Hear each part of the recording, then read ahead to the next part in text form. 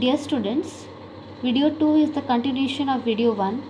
We were discussing about the NCF 2005. Now we will discuss about the components of NCF 2005. There are 5 components. First one is perspective or the guiding principle. Second is the learning and knowledge. Third, curricular area. Fourth, school and classroom environment. Fifth is the systemic reform. The first component of NCF 2005 is perspective or the guiding principle. There are 5 guiding principles.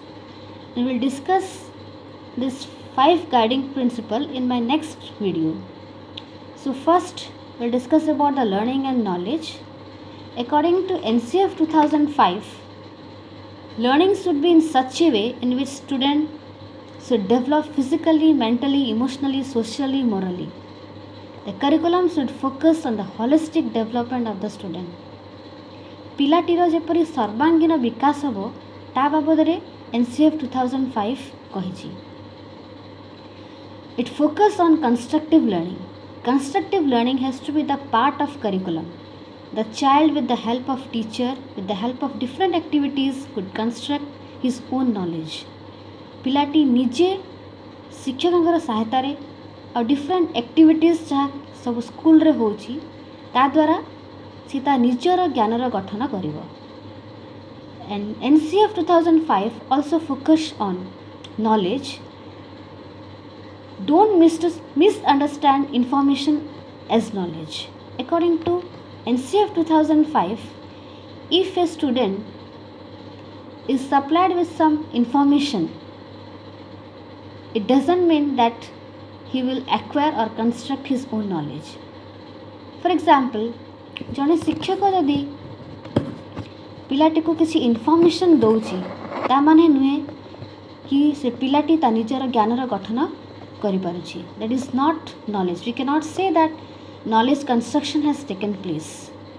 If the student can receive information and explore information and give his views on ideas regarding that information, then we can say that he has constructed his own knowledge.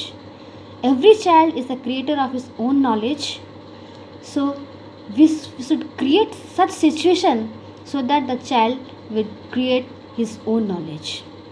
Next area is the curricular area. The curricular area means the subjects which are included in the school. The subjects are language, math, computer, science, social science, art education, health and physical education, education for peace, work education. All the subjects are taught at different level. For example, language has 3 language formula is used. That is the first language, second language and third language. First language is the mother tongue or regional language in every area.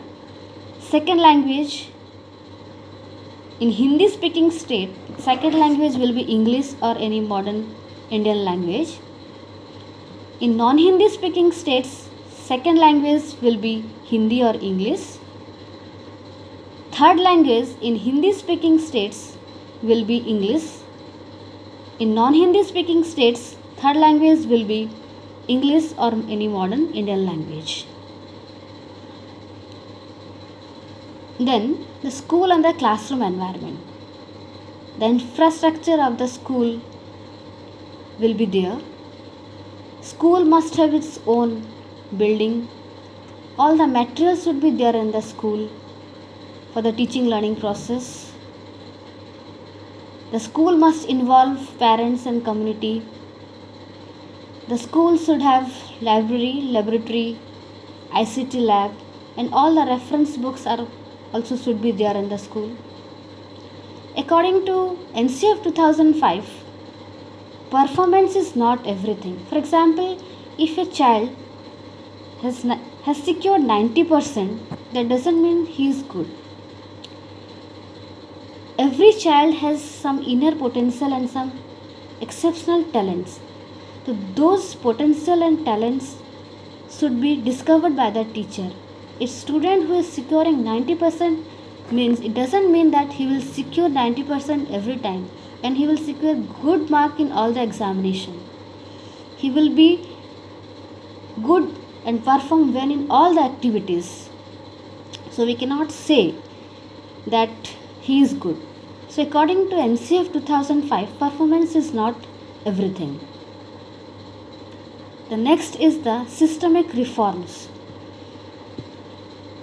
In this document, that is NCF 2005, there is discussion regarding the areas which need reforms like syllabus, textbooks, examination, educational technology. So these areas can be reformed, and NCF says that this reform should be made from time to time. So we'll discuss the guiding principles or the Margadarshi Niti in my next video.